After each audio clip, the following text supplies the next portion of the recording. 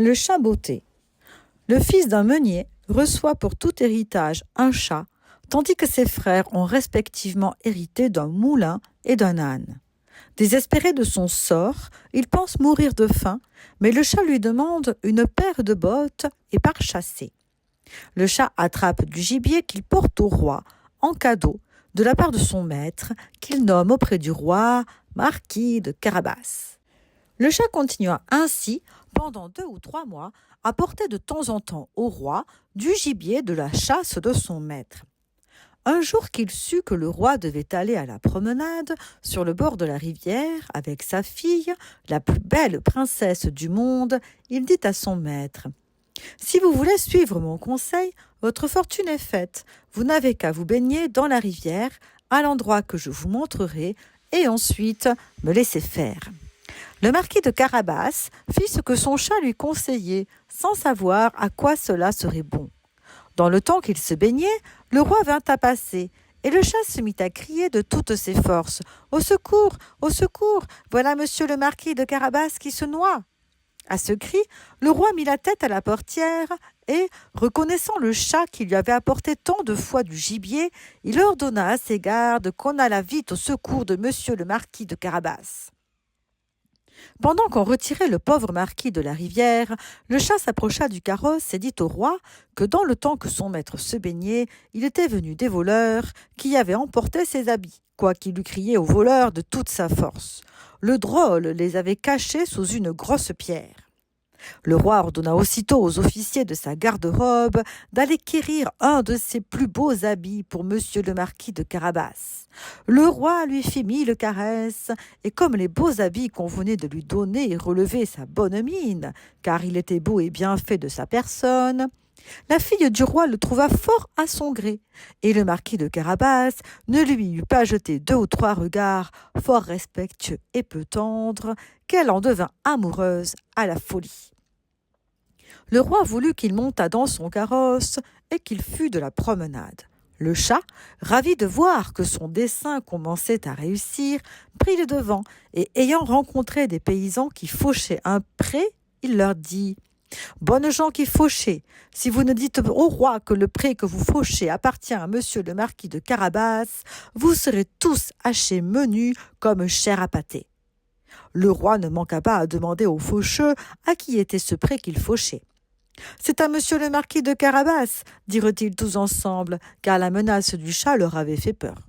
« Vous avez là un bel héritage, dit le roi au marquis de Carabas. « Vous voyez, sire, répondit le marquis, c'est un pré qui ne manque point de rapporter abondamment toutes les années. » Le maître chat, qui allait toujours devant, rencontra des moissonneurs et leur dit « Bonnes gens qui moissonnez, si vous ne dites pas que tous ces blés appartiennent à monsieur le marquis de Carabas, vous serez tous hachés menus comme chair à pâté. » Le roi, qui passa un moment après, voulut savoir à qui appartenaient tous les blés qu'il voyait. « C'est à monsieur le marquis de Carabas, dirent les moissonneurs, et le roi s'en réjouit encore avec le marquis.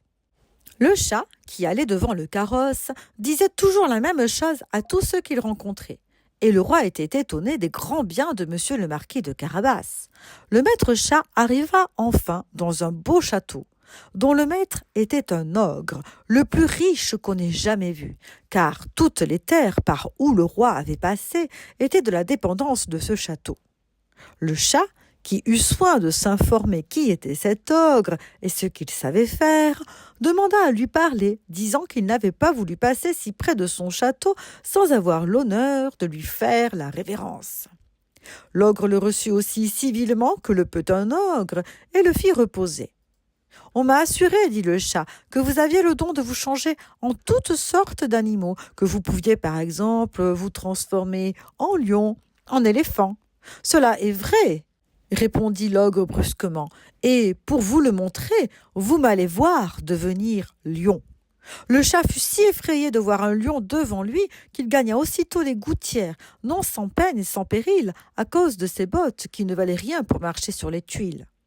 Quelque temps après, le chat, ayant vu que l'ogre avait quitté sa première forme, descendit et avoua qu'il avait eu bien peur. « On m'a assuré encore, dit le chat, mais je ne saurais le croire, que vous aviez aussi le pouvoir de prendre la forme des plus petits animaux. Par exemple, de vous changer en un rat, en une souris. Je vous avoue que je tiens cela tout à fait impossible. Impossible, reprit l'ogre, vous allez voir. Et en même temps, il se changea en une souris qui se mit à courir sur le plancher. Le chat ne l'eut pas plutôt aperçu qu'il se jeta dessus et la mangea. Cependant le roi, qui vit en passant le beau château de l'ogre, voulut entrer dedans.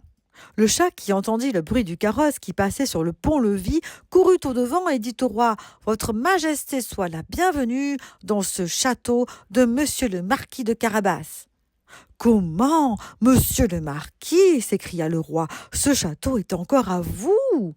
Il ne se peut rien de plus beau que cette cour et que tous ces bâtiments qui l'environnent. Voyons-les dedans, s'il vous plaît. » Le marquis donna la main à la jeune princesse et, suivant le roi qui montait le premier, ils entrèrent dans une grande salle où ils trouvèrent une magnifique collation que l'ogre avait fait préparer pour ses amis qui le devaient venir voir ce jour-là, mais qui n'avaient pas osé entrer, sachant que le roi y était.